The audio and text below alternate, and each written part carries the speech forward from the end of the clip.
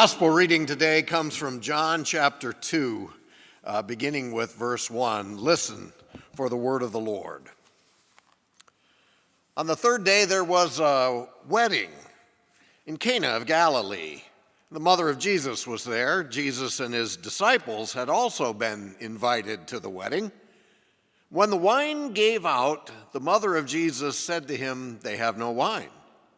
And Jesus said to her, "Woman, what concern is that to you and to me? My hour is not yet come." His mother said to the servants, "Do whatever he tells you." Now standing there were 6 stone jars for the Jewish rites of purification, each holding 20 or 30 gallons. And Jesus said to them, "Fill the jars with water." And they filled them up to the brim. And he said to them, "Now draw some out and take it to the chief steward." So they took it, and when the steward tasted the water that had become wine, they did not know where it came from, though the servants who had drawn the water knew. The steward called the bridegroom and said, "Everyone serves the good wine first, and then the inferior wine after the guests have become drunk. But you have kept the good wine until now." Jesus did this, the first of his signs, in Cana of Galilee, and revealed his glory, and his disciples believed in him.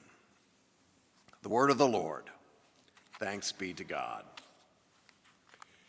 This story of the wedding in Cana is a turning point for John. Now, this is at the very beginning of the gospel. We're now starting into chapter 2, but remember what happened in chapter 1. People started hearing about Jesus, and one of the disciples was telling his friends, and his friends was asking more about Jesus, and the man asked more, and the disciple said, "Come and see. Come and see. You will see angels ascending and descending." And we think, oh yeah, sure, I know the reference there. That's the reference to Jacob's ladder. But read this story a little closer. They're not climbing up and down on a ladder. They're ascending and descending on Jesus. Jesus is the ladder between heaven and earth. And then we leave that image and immediately go into this story in Cana, the wedding in Cana. And this story raises questions. First of all, what do you do when the wine runs out? And then we have to ask some other questions, namely, why did the wine run out in the first place? Was the family cheapskates? Was the groom a cheapskate?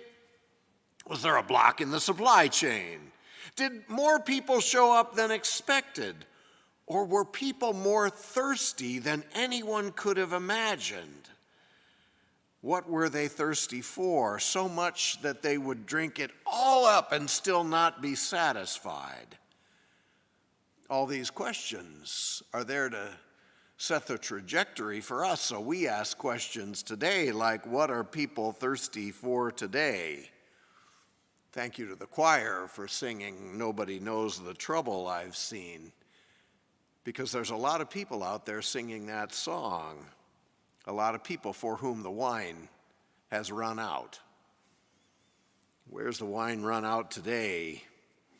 A lot of people are feeling that their lives have a lot of scarcity in it. When they're moving along on life's journey, some of them, and all of a sudden the gas tank runs dry. The battery blinks in the red zone, and we end up stuck in the wilderness. For some people, their bank account has run dry. For some people, the bank account of love in their marriage has run dry. For some people, they've run out of strength just in the midst of the most difficult time in their life. For some people, the wine has run out because they're out of patience, and they don't act like the person they thought they were. For some people, they're in a challenging situation and hope has run out. There's so many different ways that people are saying, in one way or another, the wine has run out in their life. This story has a question for all of us. What do we do when the wine runs out in the celebration of our life? Like the steward at the party, we thought not only that we had enough, but that any old wine would do. That steward thought the guests would not care what they were drinking, that anything is good. Anything is good, the sort of lowest common denominator living. But now the wine has run out because it can't satisfy. And it looks like the party is over. The turning point comes when the mother of Jesus turns to Jesus and says to the servants, "Do whatever he tells you. Do whatever he tells you." Who is Jesus? Remember, he's the ladder. The ladder, the one who bridges heaven and earth. He's the revealer. He's the one that people say, "Come and see." Not just come and see him, but come and see a new way of living, a new reality. Jesus is the revealer of heaven on earth. Jesus is the one that helps us to see how life can be different. So he points to these six stone jars. Those stone jars were about the rites of purification. And that old-time religion that's all about people not being good enough, being impure, a religious system where you are judged constantly, where you are not good enough, or maybe more broadly, you are not right. You are not the right person, not the right race, not the right economic status, not the right sexual orientation. It's a system of washing to get pure because there's a divide in the world, all sorts of divides, but you have to divide yourself from the impure people, the wrong kind. You don't want to even touch them. It might rub off on you, and you don't want to be associated with those people. So they have these big vats of water, and people are judged impure. They want to wash away the impurity and remember that they remain separate and unequal because they're better. Jesus takes these old religious symbols and transforms them into something new. That these religious symbols, this whole understanding of what religion is not about being impure, not good enough, exclusive and excluding and dividing people off from one another, but that this religious reality is about reigniting the wedding that God intended. That's the message Jesus is bringing. Jesus is kickstarting the celebration of life. You know what happens when you bring people around wine? The boundaries begin to disappear. The barriers break down. There's more talking, there's more singing, there's more laughing, there's celebration. Jesus is the one that brings us from heaven a message, a way of seeing, a way of relating reality, a new understanding of what religion is to do, not to exclude but to include, not to judge but to accept, not to mourn but to celebrate the goodness that God intends for all as we come together in God's celebration. Can you hear the laughter of the wedding echoing in our lives? Can you hear the laughter of Jesus entering into the celebration of our lives? Jesus has revealed not just a new meaning of the jugs, Jesus has brought down from heaven an image of God, an understanding of God, that God is the one who brings the celebration, the blessing, the togetherness. And in so doing, it has to do with all these huge vats of water that are now turned into huge vats of wine, this superabundant amount of wine that brings people together because the celebration is supposed to just keep on going and going and going. And remember, this is not just any wine, this is the best wine. That's the story of Jesus' ministry. It's the beginning of the story of Jesus' ministry. This story is a prelude to let you come to know what's going on in the rest of the story and what is to come. The old is giving way to the new. The old forms of religion are giving way to a new understanding of what it is about. The stone jars used to be about washing away sin. Now they are about celebration. So what do we do to share the celebration? And how do we touch the people whose wine has run out? It's an extravagant miracle to come and see life differently. Because with Jesus there comes a new age, a superabundance of gifts in which we become aware of all the blessings that are there that God gives us. And with Jesus, a glass of water tastes like wine because you experience the love of God that is there for you. It's about a transformation, not just of the water into wine, but a transformation of our consciousness. The deed reveals the doer, and Jesus is the one who brings the transformation and shatters our expectations. That gives us permission to play with these images of what it says about Jesus and what Jesus says about reality. Jesus is the one who brings God to the people, who brings God to them in these ways of abundant blessing and abundant overflowing celebration. As an associate pastor, I was told by the senior pastor, do something with the deacons, would you? That was the amount of direction that I had. He didn't know what to do. So we tried some experiments doing different mission things. They were total failures, just total failures. And then we decided to keep on trying. So we went to a halfway house, and we would sort of walk alongside some of these folks that were transitioning from prison back into society. I got to know one man in particular. He and I had a good rapport, enough so that we shared some deep stories. He told me about his time in prison, that he acquired a cardboard box. He used to fold it up and put it under his cot at night, and then he could take it out during the day and set it alongside of his bunk there, and he could use it as a table to put his stuff on. Nobody else in the prison had a cardboard box like he did, and people were jealous of it. And at night he'd fold it up and put it under his mattress, and he said then he used to lie there in the dark, and he would fantasize about all the ways that he would kill someone who would hurt or try to take away his box. See, life had run out on him. The wine of life was dry. It had dried up a long time ago, and that cardboard box was all he had left.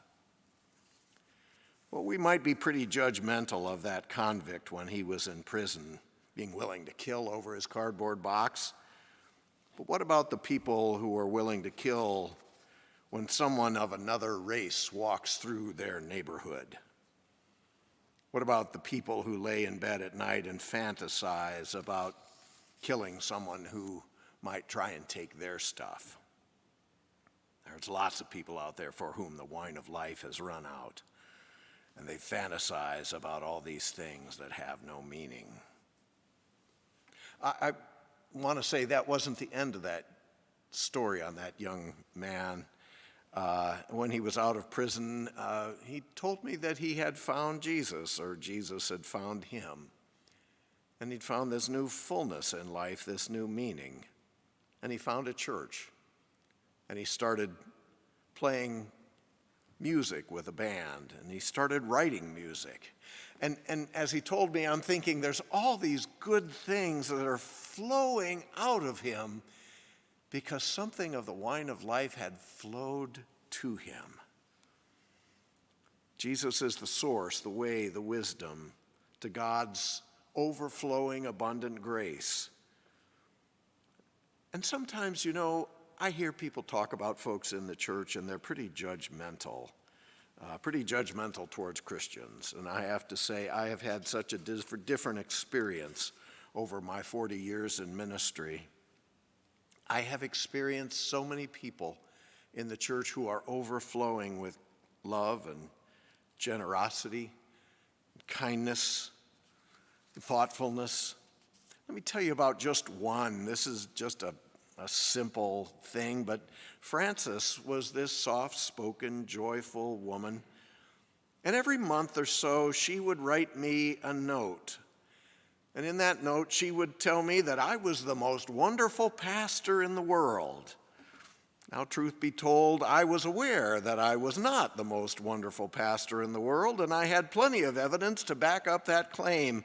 But Frances just kept on writing these handwritten notes every month, telling me that I was valued and loved every month for 20 years.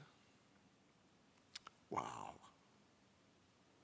And then I came to be aware that she wasn't just doing it for me, she was doing it for all sorts of other people. Because the wine of the celebration of God's grace and love had flowed to her, but it didn't stop with her, it just flowed through her. And I could name hundreds of other people who, in their own way, have been just like that. That's what serving in the church has been like for me. All these amazing people who have this spirit of celebration. Jesus knows about a world that has run out of wine. And he shows that he can turn the water of everyday life into wine, and he can do it every day. The only question is, are we going to share the wine that has come to us? It's an inconvenient time when his mother tells him he needs to share the wine. I think that's a great image, because it's always so inconvenient for us. You know, it's not a good time. It's not a good time for me to do this or care for somebody or stop and help somebody, or it's an inconvenient time, but Jesus is the role model who shows even when it's an inconvenient time, that may be just your time. We've been invited, you and I, all of us, to a feast where the wine does not run out. In a world where the wine has run out long ago, the question is, how are we going to share? When Jesus shows up, the wine flows, the quality of life changes, the quantity of what we've been given changes, our awareness, our seeing changes, and we see all this amazing giftedness that has been given to us in God's grace. You know, I mentioned that prison ministry that we did with ex-cons, and that was inspired because of my pastor, who did a prison ministry. He brought fruit to a local jail, and they never got fresh fruit in those days, at that time, in that place. And he would go to the grocery store and he would pick out the highest quality apples he could find, no matter what they cost. And someone found out how much they cost, and he said, "Why do you do that? Why don't you just get the cheap ones? They won't know the difference." And Jesus said, "I want to associate the name of Jesus Christ with quality. The best wine, the best apples, the beauty of life, the beauty of God's grace." One enters the celebration of Jesus by practicing that abundance and that blessing. Not just quantity, but quality. The image of the wedding, the creative image, is an image of what the world could be like if we admitted that God really was in charge of our lives. When we pray, "Thy kingdom come, thy will be done," that's a challenge to us to enter into that blessedness, that sharing, that superabundance out of our lives, because it has flowed to us and now it can flow through us. A new day, a new time, a new age. See, in this world, there's plenty of power, there's plenty of money, there's plenty of patience, there's plenty of kindness, there's plenty of forgiveness and hope and love and grace, if we just let it flow. Now is the time, because the celebration, God's party, has already begun. It stretches into eternity, but it begins now for us. And one more thing about this story in the Gospel of John. The only ones who really knew what was going on was not the bride or the bridegroom, not the parents, not even the head of catering for this big event. The only ones who really knew what had happened were the servants, the table waiters, the folks who did what Jesus told them. They have the insight, they have the wisdom to know this is how the world works.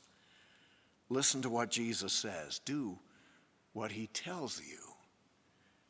He can change the water into wine still.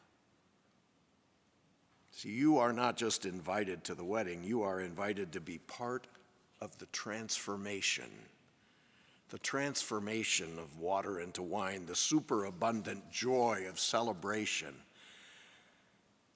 And while we're doing that, perhaps we'll get some sense, some glimpse of the character of God and what it means to see heaven on earth.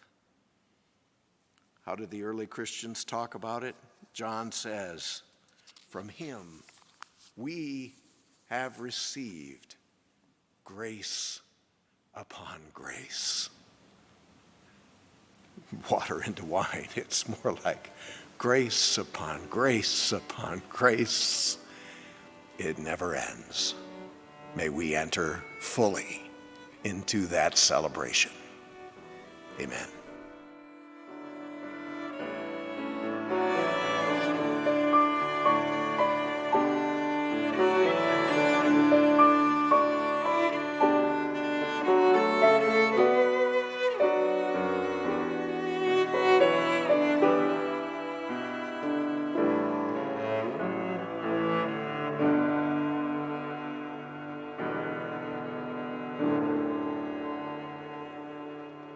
Thanks for watching our video. Make sure to subscribe to get the latest and greatest videos from the Old Stone Church. And if you feel blessed by our message, please go to theoldstonechurch.org and click to donate. God bless you today and forever. The Old Stone Church. We've been loving Christ and serving City since 1820.